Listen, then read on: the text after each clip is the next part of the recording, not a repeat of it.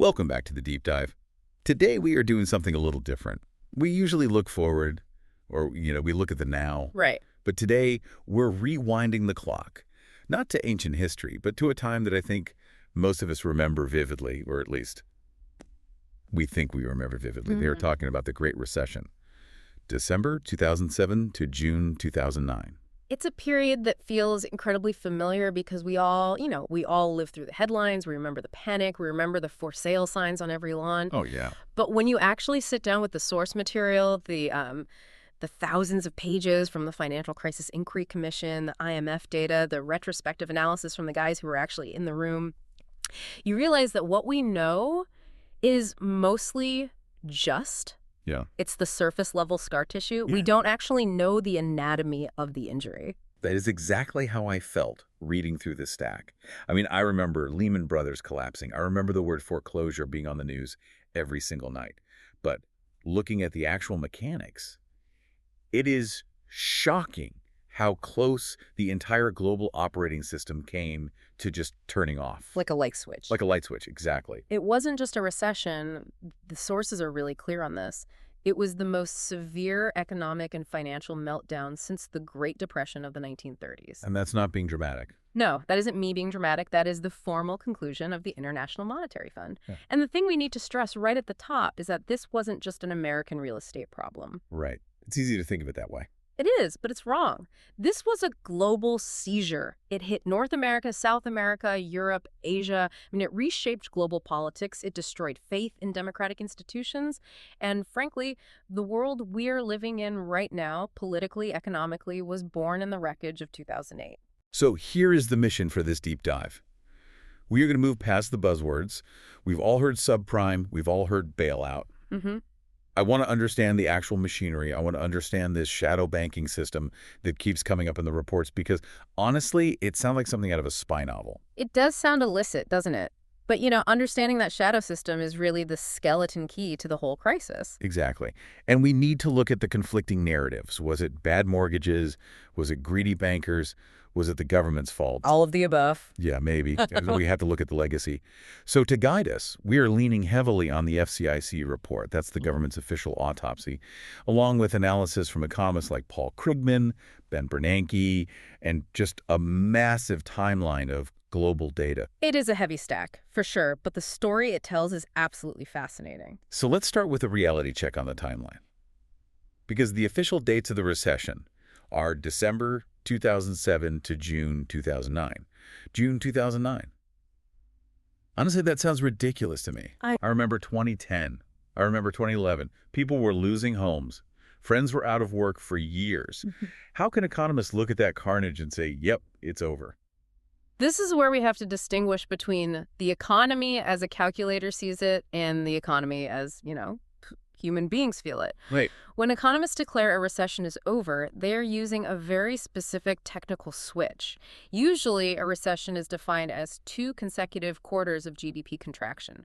Basically, is the pile of money the country makes getting smaller. Okay, so as long as the pile grows by even $1, the recession is technically over. Precisely. By that very narrow metric, the U.S. recession lasted 19 months.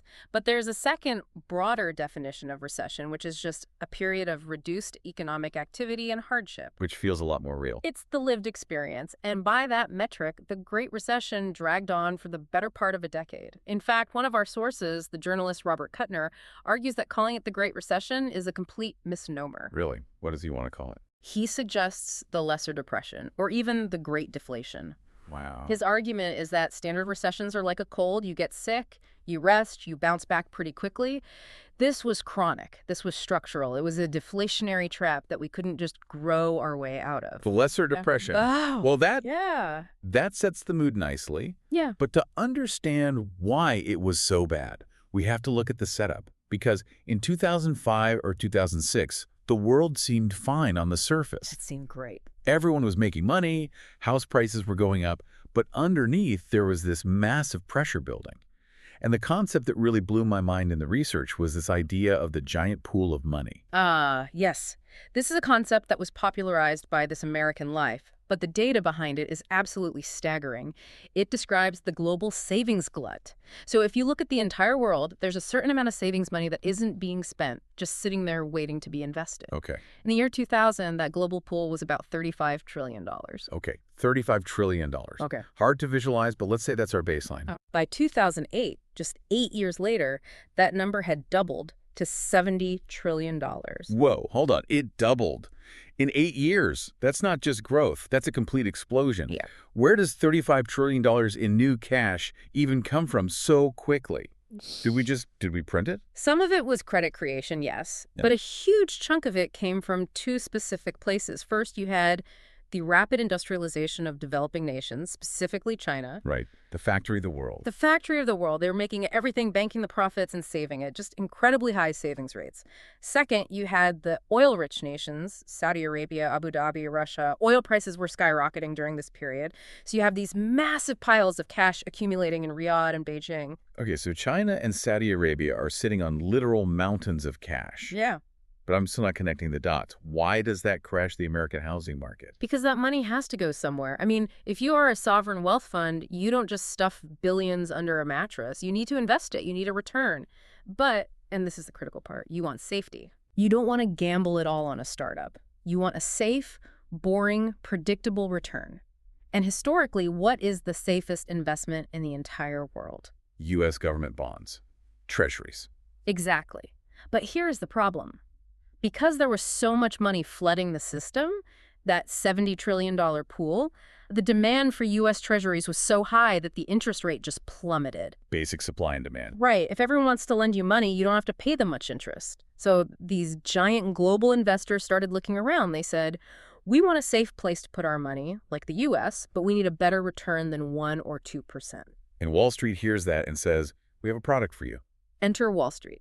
They see this massive captive customer base, this giant pool of money that is desperate for a product that is safe like a bond, but pays like an investment. So they engineered the mortgage-backed security. Okay, we need to unpack this. Yeah. Because mortgage-backed security, or MBS, is one of those terms that just makes people's eyes glaze over. It does. But it's so central to the story. It is. So think of it this way. In the old days, right, you went to your local bank, you asked for a mortgage. The banker looked you in the eye, maybe they knew your parents, they gave you the money, and then you paid that banker back for 30 years. The bank kept the mortgage on its books. Right. It's a relationship, there's accountability. Exactly. The bank cared if you paid it back. But in the 2000s, the system completely changed. The bank lends you the money, but they don't keep the mortgage. They sell it, sometimes within days, to Wall Street. Right. Wall Street takes your mortgage, staples it together with thousands of other mortgages, some from Florida, some from California, some from Ohio, and turns that bundle into a bond. Then they sell slices of that bond to the giant pool of money. So the investors in China or Saudi Arabia aren't betting on me personally paying my mortgage. Yeah. They're betting on thousands of Americans paying their mortgages all at once. Correct. And the theory, the big sales pitch was, look, maybe one guy defaults. Maybe 10 guys default, but everyone won't default at the same time. The U.S. housing market has never, ever crashed nationwide. So the rating agencies, Moody's, S&P, slapped a AAA rating on these bonds. The highest rating you can get. The same rating as U.S. Treasuries. And the giant pool of money bought them up by the boatload. This created this insatiable demand. And because Wall Street could sell these mortgages as fast as they could make them, they just needed more and more mortgages. They needed more raw material for the machine. That's it exactly. This is the supply chain of the crisis. To make more bonds, you need more home buyers. Eventually, you run out of people with good credit and a 20% down payment, so what do? You lower the standards. You lower the standards. You start lending to people with lower credit scores, the so-called subprime borrowers. You stop asking for proof of income. These are the infamous Anija loans. No income, no job, no assets. I remember hearing about those, and I remember thinking, who on earth would lend money to someone with no job? But now it makes perfect sense. Yeah. The person lending the money didn't care if it got paid back. Not at all. Because they were just selling the loan to Wall Street 5 minutes later. Bingo. The risk was severed from the originator. The local mortgage broker got their fee, and the hot potato was passed up the chain. And this brings us to the real engine room of the crisis, the shadow banking system. Right. The spy novel term. It sounds like loan sharks in a back alley, I know. It really does. But it's actually much more sophisticated, and because of that, much more dangerous. To understand shadow banking, we first have to agree on what a real bank does. A normal bank, like Wells Fargo or Bank of America, Okay. you put your money in a savings account. That money is short-term. You can take it out whenever you want. The bank then lends that money out for a 30-year mortgage, which is long-term. This basic function is called maturity transformation. It's inherently risky. Because if everyone wants their cash back today, the bank can't just call up all the homeowners and demand the mortgage back. Right, that's the classic run on the bank. It's a Wonderful Life, George Bailey panicking. The money's not here. It's in your house and your house. Exactly. So to prevent that, after the Great Depression, the government created deposit insurance, the FDIC. If the bank fails, the government pays you up to a certain limit. That keeps everyone calm and prevents panics. A crucial safety net. A crucial safety net.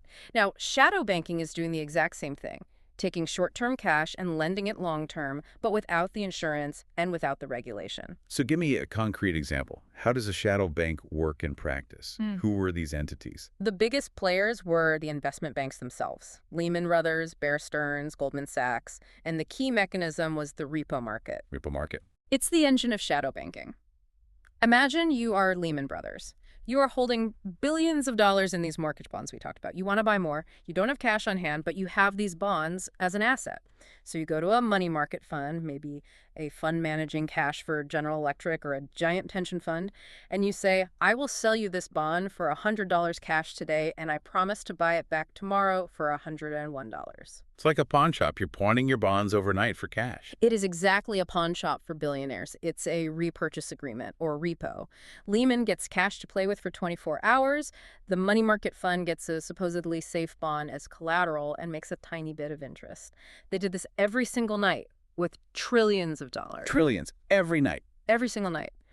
By early 2009, our sources show the shadow banking system had assets of roughly $62 trillion. For context, the entire traditional regulated banking system only had about $39 trillion in assets. So the unregulated system was significantly larger than the real banking system. Way bigger. So you have a system bigger than the actual banks, where money is being borrowed every single night to fund 30-year mortgages, and there is absolutely no safety net, no FDIC. None.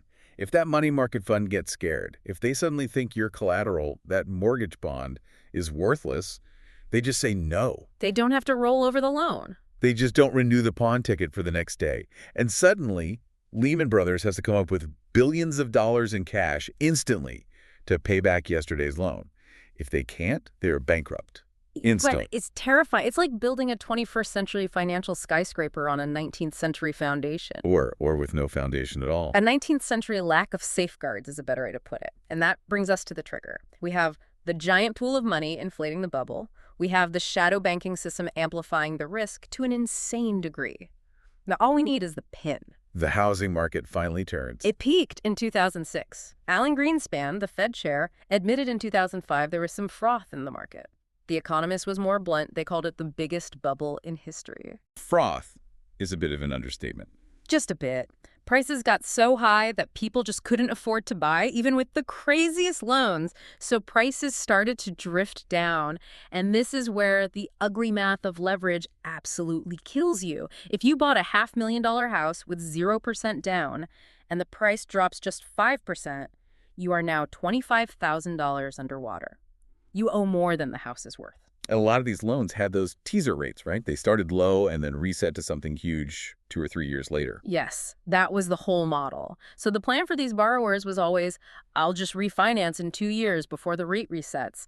But now the house is worth less than the loan. The bank won't let you refinance. Your payment suddenly triples. You can't pay, you default. And when those defaults started trickling in and then flooding in, those safe AAA bonds started to look, well, not so safe anymore. I want to focus on the timeline of the panic here because we tend to think it all happened in 1 week in September 2008, but the tremor started way, way earlier. In August 2007, a French bank, BNP Paribas, froze 3 of its investment funds because they said they couldn't value the subprime assets inside them. They couldn't even put a price on them.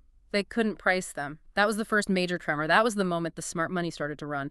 The repo market, that pawn shop we talked about, started to seize up. Lenders started saying, you know what? I don't want that mortgage bond as collateral. I don't trust it.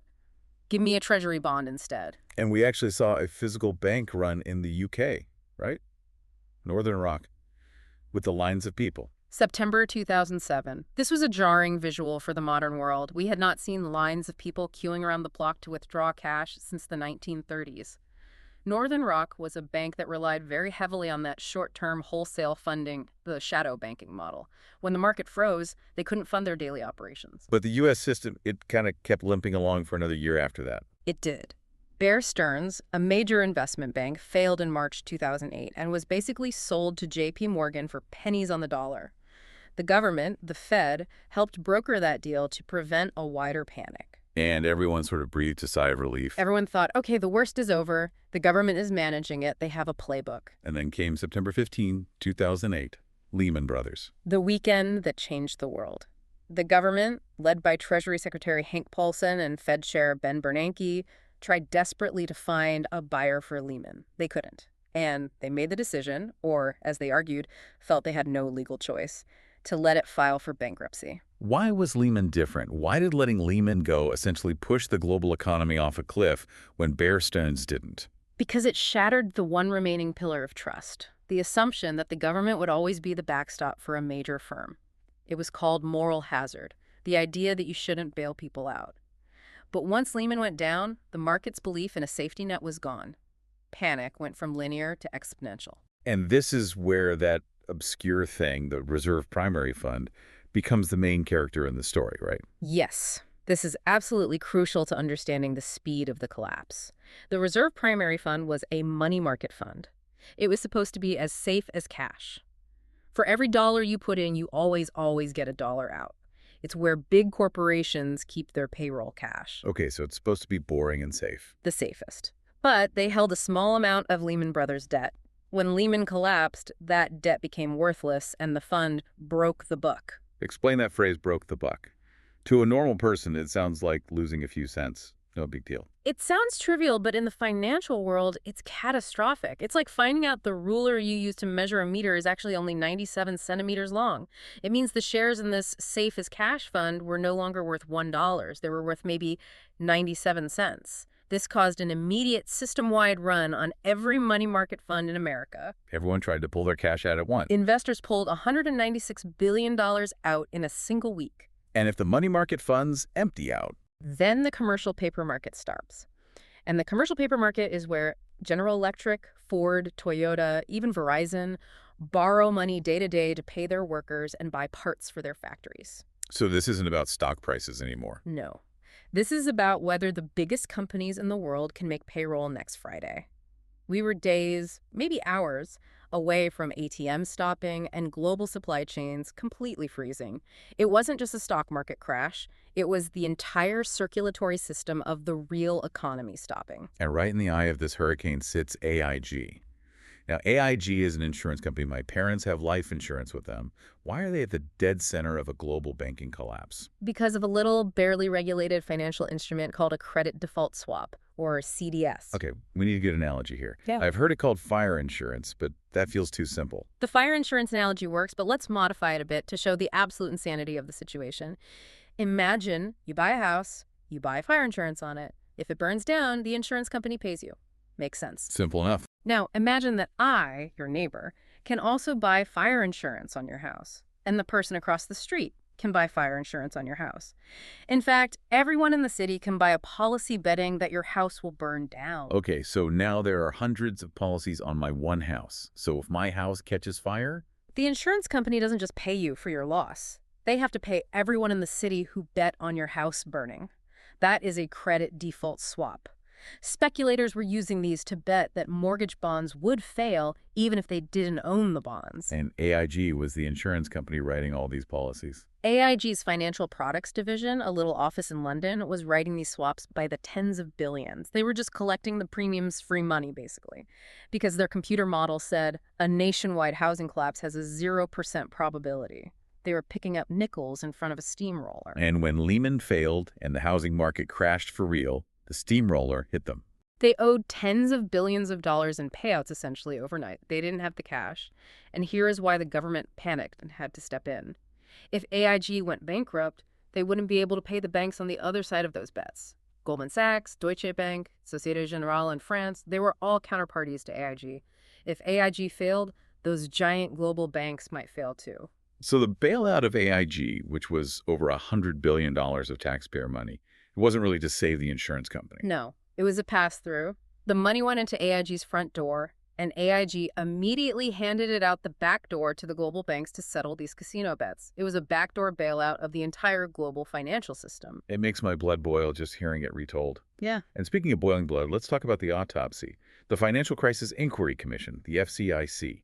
What did they actually conclude? Was this just a perfect storm that nobody could have possibly predicted? That is the excuse Wall Street loves to use. It was a 100-year flood. An act of God. Nobody could have seen it, the FCIC majority report said. Nonsense. Their final verdict was that the crisis was avoidable. Avoidable. Yes.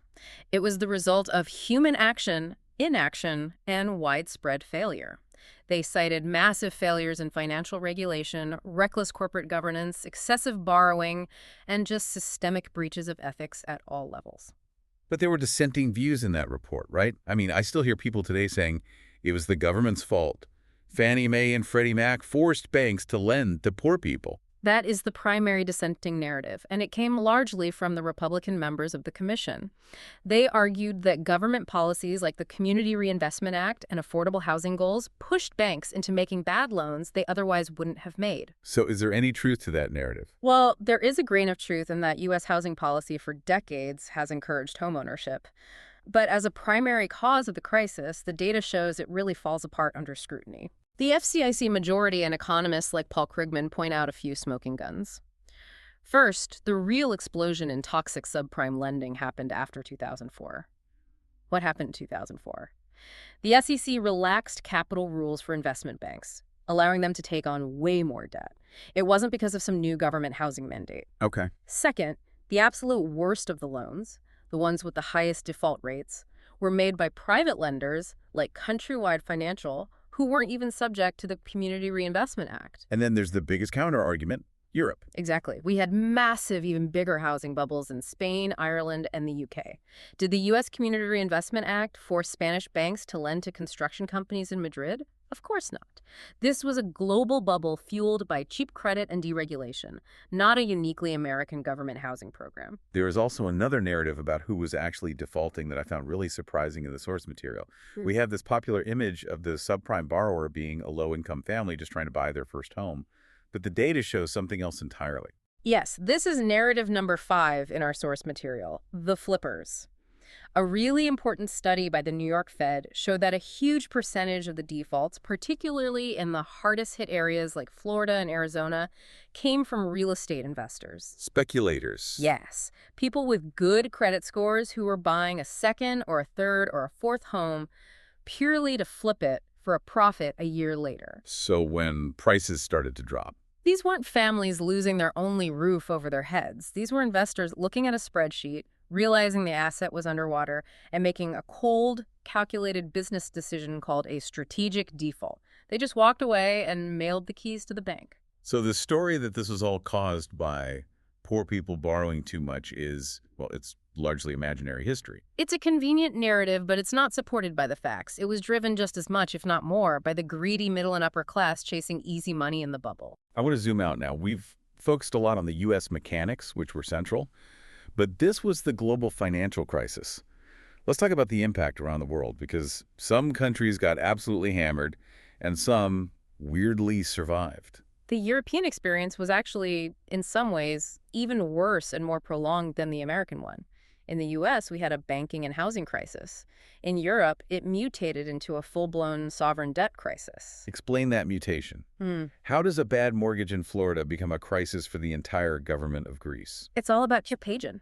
European banks were holding a lot of those toxic U.S. mortgage assets. When those assets went bad, the banks started to fail. So European governments like Ireland's had to step in and bail them out. They took the private bank debt onto the public balance sheet.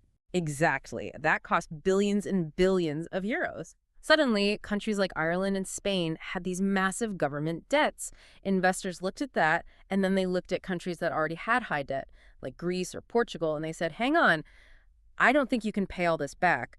So they stopped lending to the countries themselves. And this led directly to the policy response that people still argue about today: austerity. This is one of the great economic tragedies of the entire era.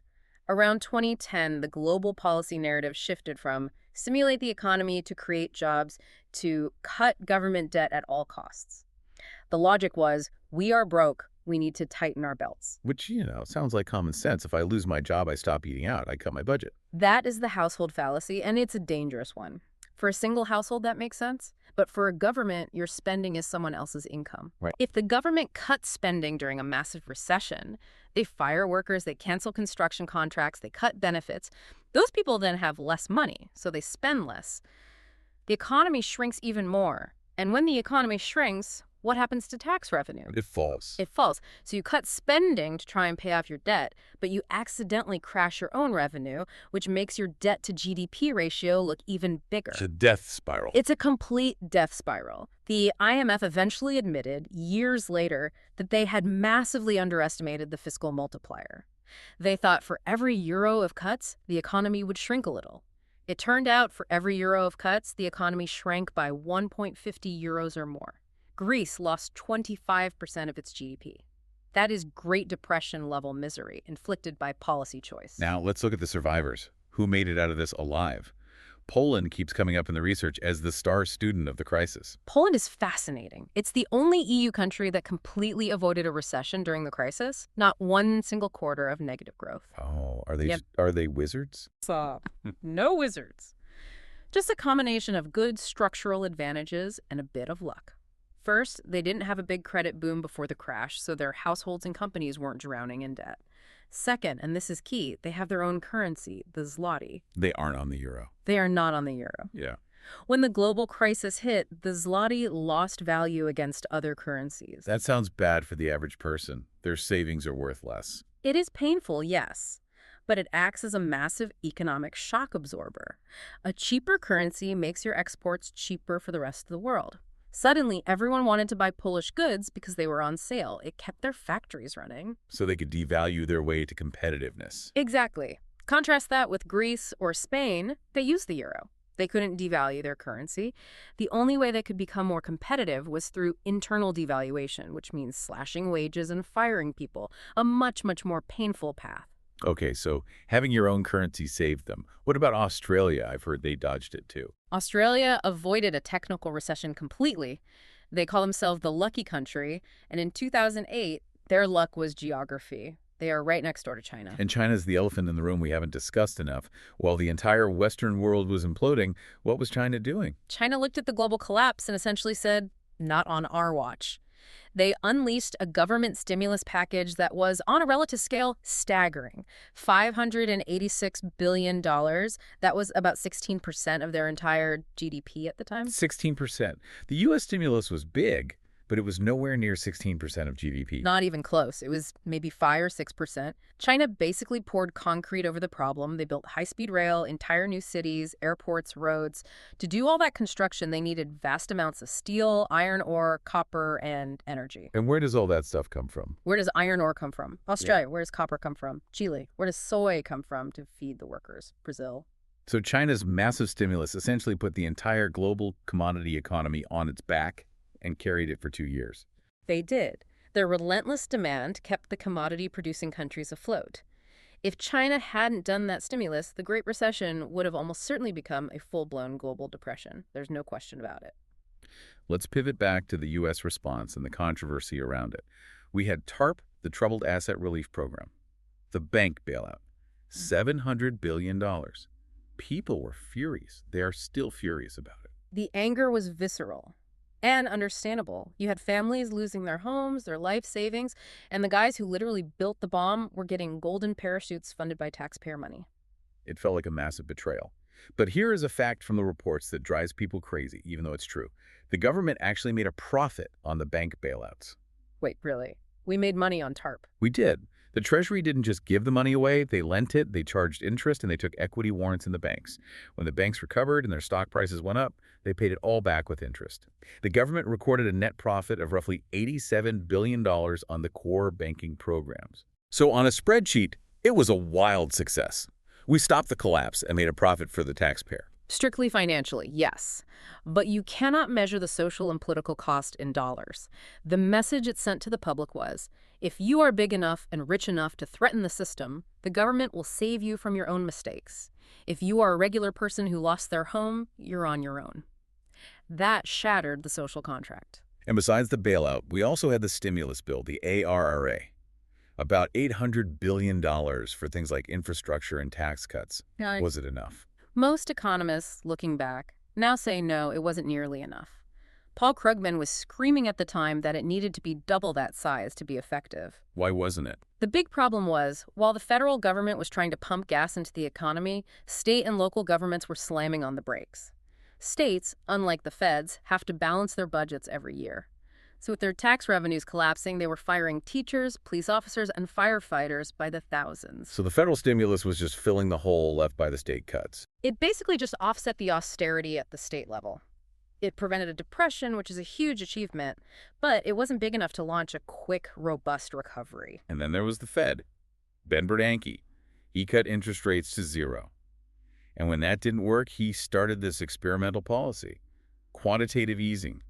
QE. This was the great experiment of the crisis. The Fed creates money electronically, literally types zeros into a computer, and uses that new money to buy government bonds and mortgage-backed securities from the banks. They were buying $85 billion worth a month at the peak. And the goal of that was what? To just flood the system with cash. The goal was to force long-term interest rates down across the entire economy, and crucially to force investors to buy riskier assets. If the Fed is buying all the safe bonds, investors have to go buy stocks and corporate bonds instead, which pushes up their prices. And it worked. Right. The stock market bottomed in March 2009 and then went on one of the longest bull runs in history. It works spectacularly well for asset prices. But here is the fundamental rub. Who owns assets? Rich people. The wealthy. Exactly. The top 10% of Americans own something like 89% of all stocks. The bottom 50% own almost none. So the main policy tool that saved the economy worked by inflating the wealth of the people who already had wealth. This is why we saw such a pronounced K-shaped recovery. The top of the K went straight up, while the bottom of the K stayed flat or went down. And this brings us to the legacy, the long tail of this crisis. Because you can't have a financial earthquake this big without massive political tsunamis following in its wake. You can draw a direct, bright red line from the chaos of 2008 and the policy responses to it to the political instability and polarization we are living with today. Let's trace that line. Okay. In the U.S., the immediate anger at the bailouts and the stimulus burst the Tea Party movement on the right. They were furious about government spending and what they saw as crony capitalism. And on the left? On the left, a couple of years later, you had Occupy Wall Street. Their slogan was, "We are the 99%. Different ideologies, different solutions, but the same underlying rage. The system is rigged. Precisely. And that rage doesn't just go away when the stock market recovers. It festers. Political scientists have shown that major financial crises often lead to a significant rise in populism about 5 to 10 years later. And just look at the timeline. The crisis is in 2008. By 2016, you have the rise of Bernie Sanders on the left and Donald Trump on the right. Both running as anti-establishment outsiders, attacking the status quo. Both tapping into that deep-seated feeling that the experts in Washington and on Wall Street had failed the working class. Trump appealed directly to the forgotten man, the people in the parts of the country that were left behind by that K-shaped recovery. And we saw the same dynamic play out in Europe, too, with Brexit. Absolutely. The UK suffered massively from years of austerity after the crisis. Yeah. Real wages were stagnant for a decade. When the Brexit vote came in 2016, for many people, it was largely a vote of no confidence in the entire establishment. It was, the experts in London say Brexit will be bad for the economy. Well, the same experts said the economy was fine in 2007. Why should we ever trust them again? The sources also mentioned this darker trend of democratic backsliding. Yeah. This is the really chilling part. The data shows that in times of extreme economic fear and insecurity, people often become more receptive to strongman leaders and authoritarian politics. We saw significant shifts toward authoritarianism in places like Hungary, in Turkey, and a consolidation of power in Russia. When democracy doesn't seem to be delivering prosperity, people start to question if democracy itself is worth it. That is a chilling thought. So as we wrap up this autopsy, let's try to synthesize the whole thing. We had a shadow banking system that was a ticking time bomb. We had a housing bubble fueled by this giant pool of global cash. And we had regulators who were either captured by the industry or just asleep at the wheel. And we responded by fixing the banks. We patched the plumbing of the financial system, but we largely left the homeowners, the actual people, underwater. So here's the final provocative thought I want to leave everyone with. We keep asking the question, could it happen again? And the banks and regulators always tell us, no, we have much higher capital requirements now. We are safe. And they're right in a narrow sense. The big banks are safer. JP Morgan is a fortress now. But remember, the shadow banking system. The pawn shop for billionaires. It didn't go away. It just changed shape. It moved. Now we have a massive private credit market. We have non-bank lenders that originate more mortgages than the actual banks do. We have crypto, which is essentially a shadow banking system on steroids, completely unregulated, highly leveraged, and prone to bank runs. So we locked and bolted the front door of the house, but we left the back window wide open. And the fundamental inequality that drove the debt bubble in the first place, the fact that for decades, people's wages were flat, so they had to borrow more and more to maintain their standard of living, that is worse today than it was in 2007. So the final question is, did we actually fix the car? Or did we just patch the tire while it's still speeding down the highway with a faulty engine? I think we all know the answer we are afraid of. Something to chew on the next time you see a headline about record stock market highs. That's it for this deep dive into the Great Recession. Thanks for listening.